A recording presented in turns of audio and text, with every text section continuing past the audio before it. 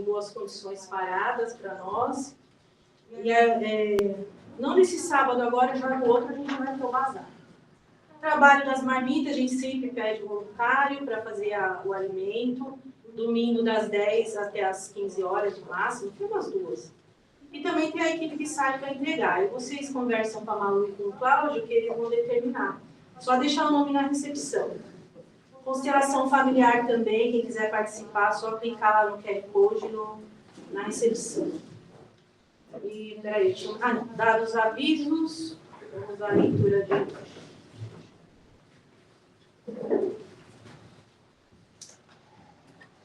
Deixai os mortos o cuidado de enterrar os seus mortos. E a outro disse Jesus, segue-me. E ele lhe disse, Senhor, permita-me que eu vá primeiro enterrar meu pai? E Jesus lhe respondeu, deixai que os mortos enterrem os seus mortos. E tu vai e anuncia o reino de Deus. Lucas capítulo 9. Deixai os mortos enterrar os seus mortos. Essas palavras foram proferidas pelo Mestre Jesus. Será que Jesus estaria sendo insensível ao rapaz que estava querendo enterrar primeiro o pai para depois segui-lo? Ou será que Jesus aproveitou o ensejo para deixar um grande ensinamento aí? Porque é isso que Jesus fazia. Toda oportunidade que ele tinha de deixar um grande ensinamento, ele deixava. E o rapaz ofereceu, as condições para que ele trouxesse um dos grandes ensinamentos de Jesus. Porque Jesus, quando ele diz, deixai os mortos enterrar os seus mortos, ele está falando de duas naturezas de mortos, de pessoas que estão mortas. Aqueles que estão biologicamente mortos, óbvio, que precisam ser enterrados, e aqueles que estão vivos, biologicamente vivos, mas mortos também. Mortos por quê? Que espécie de morto é esse que Jesus estava denunciando? Será que nós estamos vivos? Ou será que nós estamos mortos? O que é estar vivo para Jesus? São questionamentos que a gente precisa fazer para tentar entender o que ele quis dizer. O que era a vida para Jesus? Não é? E o que é a vida para a gente?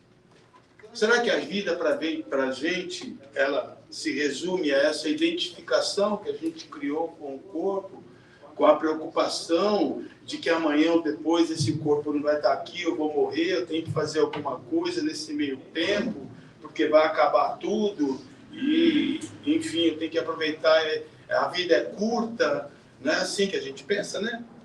A vida é curta, então a gente tem que aproveitar. Eu só tenho essa vida, Tem aqueles que não têm a menor noção do que estão dizendo e dizem isso ainda, Gente, você não tem a vida, em primeiro lugar. Ninguém aqui tem vida. A vida não é uma coisa que você pode possuir. Você é a vida. Ser a vida é diferente de ter a vida. Quando a gente tem uma coisa, a gente pode perder. Agora, aquilo que você é, você não vai perder nunca. Você é a própria vida. Você não tem existência, você é a própria existência. É isso que os orientais sabem muito antes dos ocidentais, e batem nessa tecla e tentam ensinar. É isso que Jesus dizia, antes de Abraão ser, eu sou. Mas Abraão viveu 2000 anos antes de Jesus. Antes de Abraão ser, eu sou. Essas frases não podem estar sendo negligenciadas, não foram frases ditas por acaso nas Escrituras. Não, a gente tem que refletir sobre cada uma delas, porque tratam da nossa realidade. Nós somos seres eternos. Eternos. Mas estamos identificados com aquilo que morre, com aquilo que é impermanente. A gente está identificado com o corpo, com as coisas com as quais nós estamos apegados. com as nossas paixões. Hoje eu vi uma explicação muito positiva sobre paixão no budismo.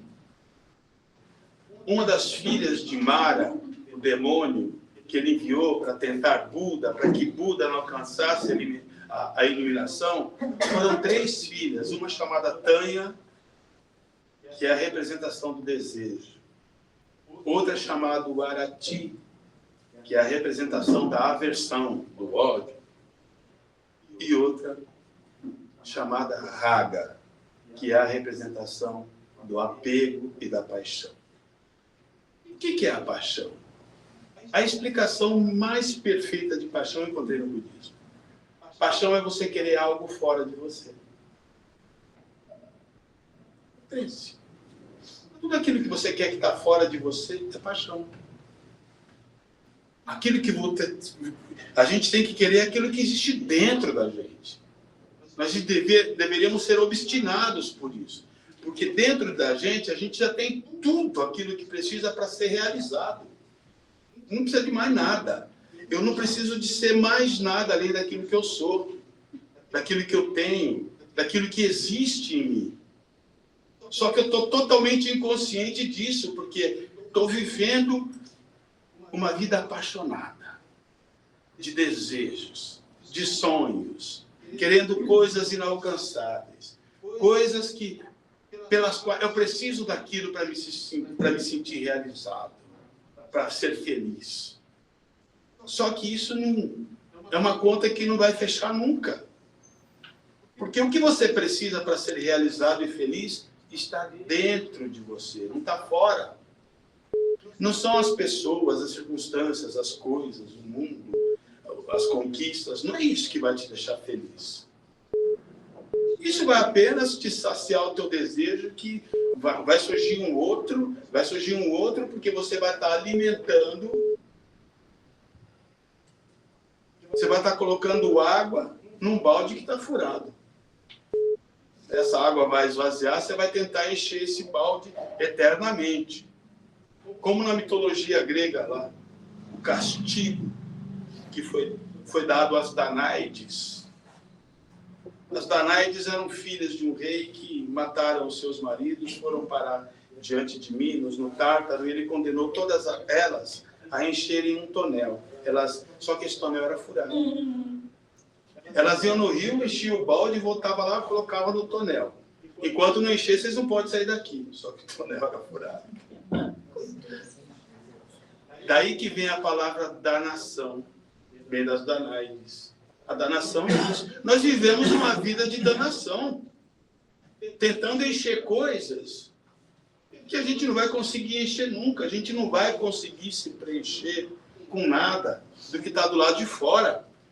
A gente precisa se preencher com as coisas que estão aqui dentro, com a consciência do eterno, daquilo que é indestrutível, daquilo que não morre. Nós somos apaixonados por coisas impermanentes, transitórias, coisas que morrem, que apodrecem, que se desfazem.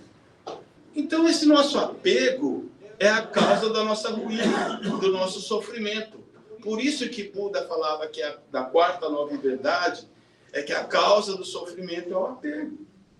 É a paixão, que é a mesma coisa. Dentro do idioma do pensamento budista, é a mesma coisa.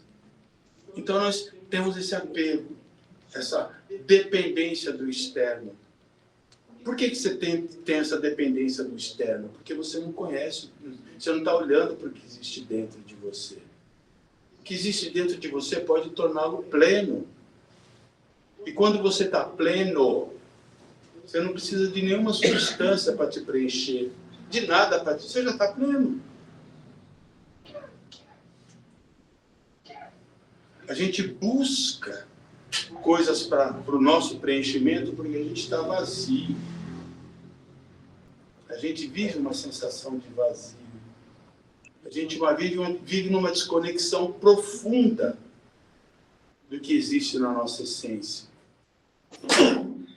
Então, gente, se nós buscarmos nos aprofundar nisso que Jesus quis dizer,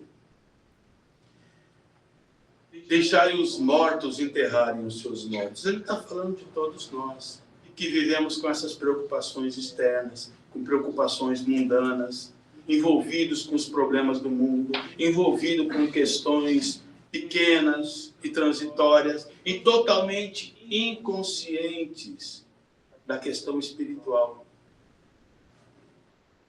A gente negligencia a parte espiritual. A gente está tão identificado com a matéria que a gente esquece do espírito. Então Jesus está falando, você quer me seguir? Deixa os mortos enterrarem os seus mortos. Porque eu não estou preocupado com as questões do mundo, com as questões da matéria. Eu estou preocupado com as questões espirituais, que são muito mais relevantes, que são eternas, que são transformadoras. Então, essa preocupação que a gente tinha que ter, de procurar olhar, de buscar com mais profundidade o sentido desses ensinamentos de Jesus e de que forma que a gente pode aplicar isso em nossas vidas.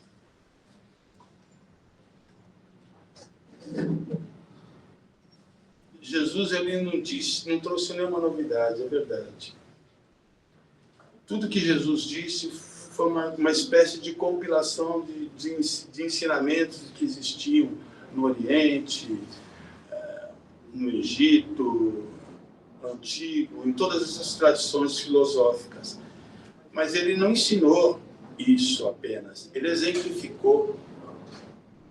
Jesus mostrou o que uma pessoa revestida do poder do amor é capaz de fazer. Porque o amor é o elemento mais poderoso da natureza. E Jesus expressava isso. O amor tornava Jesus um ser extremamente poderoso. Ele curava, ele ressuscitava, ele fazia com que as pessoas se levantassem, enxergassem,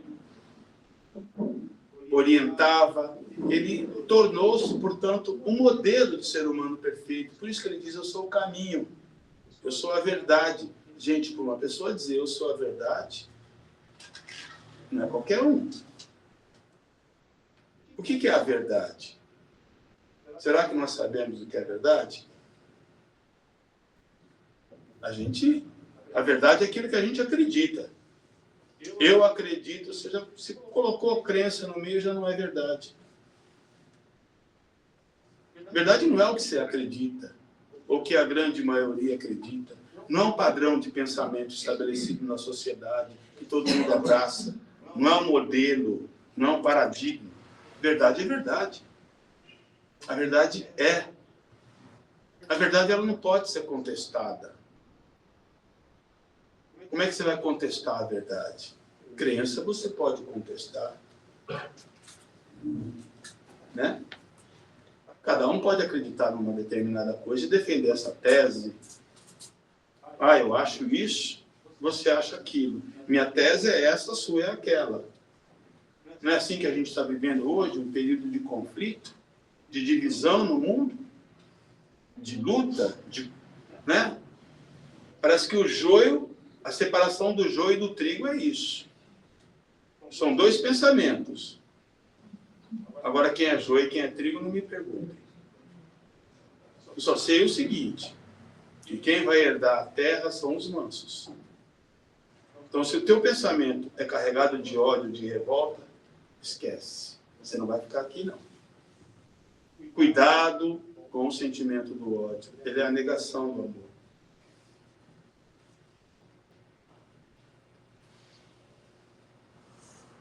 O verdadeiro pensamento é de fraternidade. Fraternidade vem de irmãos, de frater. De olhar para o próximo. Amar o próximo como a ti mesmo. Amar a Deus sobre todas as coisas. E semelhante ao amor a Deus, semelhante. É amar o próximo como a si mesmo. Então, o amor tem que estar presente. No amor que você tem por Deus, no amor que você tem pelo próximo e no amor que você tem por si mesmo. É o amor. A essência do ensinamento de Jesus é o amor. Se existe dentro de você ódio por alguém, por algo, ou ódio por si mesmo. O que é ódio por si mesmo? Eu falo isso sempre, gente. O que é ódio por si mesmo? Não se gostar. Hã? Não se gostar. Sim, mas o que é o ódio por si mesmo? Hã? Culpa. Exatamente. Ah, eu me sinto culpado. Você está com ódio de si mesmo. Ah, eu sinto um remorso muito grande. Está com ódio de si mesmo. Ah, eu sinto vergonha. Está com ódio de si mesmo. Você vai mudando os nomes, mas o sentimento é um só. É ódio. Não importa se ele se apresenta de uma forma ou de outra, a substância é a mesma, ódio. E o ódio é a ausência do amor. Portanto, meu querido, sem amor, você só está cultivando o oposto. Se com amor você é poderoso, realizado, iluminado, se com amor você atrai saúde, prosperidade, paz, tranquilidade, bons relacionamentos, realização, com ódio você vai atrair doença, você vai atrair dificuldades financeiras, você vai atrair solidão, você vai atrair tudo que não presta, gente. Tudo que não presta. Ah, mas minha vida está uma droga. Olha para você, não olha para fora. Investigue. Investigue profundamente os seus sentimentos. E comece a desconstruir isso. Comece a amar aqueles que você cultiva um determinado ódio, um determinado desprezo. Desprezo, nojo. Tudo isso a gente sente. Deus é tudo. Né? Amar a Deus é amar tudo. Não adianta eu amar a borboleta, que é aquela coisa mais linda, mas ter nojo da lagarta. Quer dizer que Deus é a borboleta e o diabo é a lagarta? Não. A lagarta e a borboleta é o mesmo ser. Então não importa se você está na condição de borboleta ou de lagarta. Você é Deus. Cada um no estágio, cada um num nível de desenvolvimento. Então olhe para você como algo divino. Se o que você expressa ainda é a expressão do que uma lagarta expressaria e não do que uma borboleta expressaria, comece a transformar isso. Comece a promover essa metamorfose no teu ser, sair desse casulo. Essa imagem do casulo é bonita, né? O pintinho dentro do ovo, ele está preso dentro daquele ovo ali, ele consegue se nutrir, ele consegue viver, não consegue? O ovo é o mundo dele, ele não sabe que tem um mundo fora, sabe? Não? É assim a vida da gente. Muitos de nós ainda estamos dentro desse ovo. A gente tem medo de quebrar esse ovo e descobrir um mundo maior, descobrir uma realidade melhor. A gente tem medo de se livrar-se das coisas ruins que a gente guarda, que arquiva. A gente nutre as impressões ruins que a gente traz na alma, tanto das coisas ruins que nós fizemos, quanto das coisas ruins que fizeram para a gente. A gente faz questão de nutrir isso. Por quê? Porque a gente quer viver dentro, não quer um mundo, a gente quer viver nesse mundinho. Tá bom assim para mim, estou na minha zona de conforto. Ah, comigo é assim, comigo tem que ser assim. Então como é que faz? Se a pessoa não tem essa predisposição em quebrar essa casca do ovo, para conhecer o mundo maior, sair desse casulo e descobrir que ele é um ser muito mais bonito e mais poderoso, ele vai continuar. Não é que ele vai continuar, porque a natureza não permite, ela vai empurrar ele à força. E ela vai empurrando à força. E o que é a dor e o sofrimento? É a natureza te empurrando. Quer queira, quer não, você vai evoluir, porque você está inserido dentro de um princípio de evolução.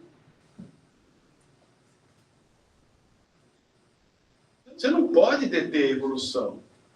É um princípio da natureza. Não adianta a gente ficar latindo igual um cachorro para uma caravana que está passando.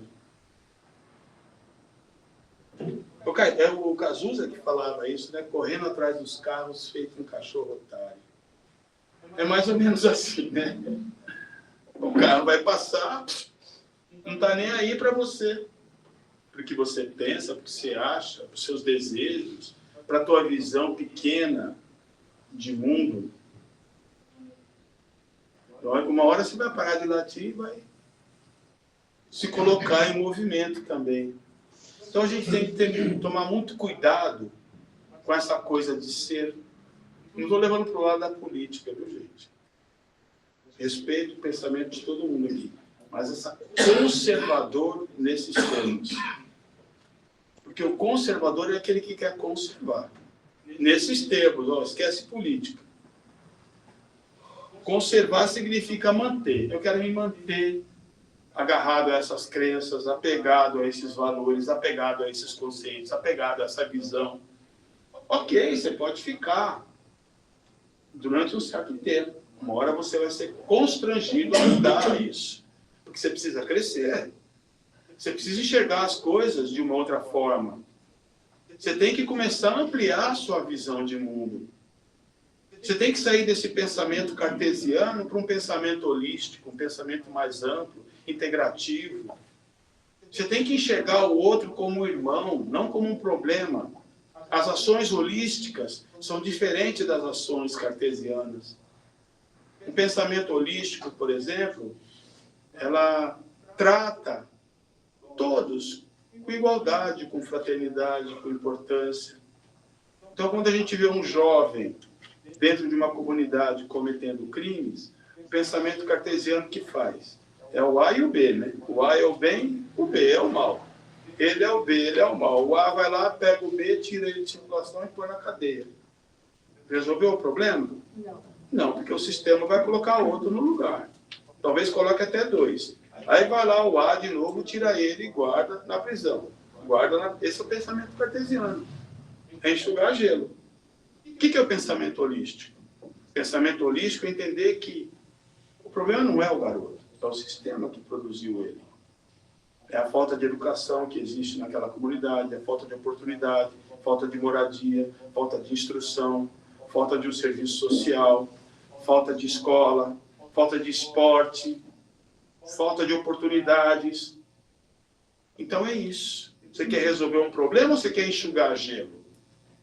Então, se você pensa de forma holística, você vai pensar em resolver o problema do sistema, não o problema do jovem, eleger ele como problema e bandido bom é bandido morto. Não, calma. Você não vai matar nada. Os mesmos índios, dizem os espiritualistas, né? Os mesmos índios que foram mortos e massacrados nos Estados Unidos continuam lá, reencarnando nos guetos e criando problema. Então você não se livra do problema, você enxuga gelo. Então, gente, a gente precisa entender de fato que só o amor é solução. Por que quer que seja? Por que quer que seja? Para a política, para a educação, para a tua família, para o teu relacionamento consigo mesmo, para você dissolver as angústias, os medos, as limitações que você criou, os problemas que estão aí armazenados, as coisas que você não perdoou. Gente, isso é tão horrível. Buda dizia que quando você não perdoa alguém, é o mesmo que você segurar um carvão em brasa na mão, esperando a pessoa passar para jogar ela. Enquanto a pessoa não passa, você está segurando o carvão ali. Quem está se queimando? Não é isso? É isso que a falta de perdão faz com a gente. Nós estamos nos envenenando, nós estamos intoxicando nossa alma com o pior tipo de sentimento, que é o sentimento de ódio que a gente não dissolve. Isso vira câncer, isso vira problemas de saúde de toda a espécie. Por quê? Porque você está se contaminando. Uma vida saudável, uma vida equilibrada, é uma vida em que o elemento do amor é levado a sério e colocado como eixo principal da tua vida. Sem ele, amar o próximo como a ti mesmo e a Deus sobre todas as coisas.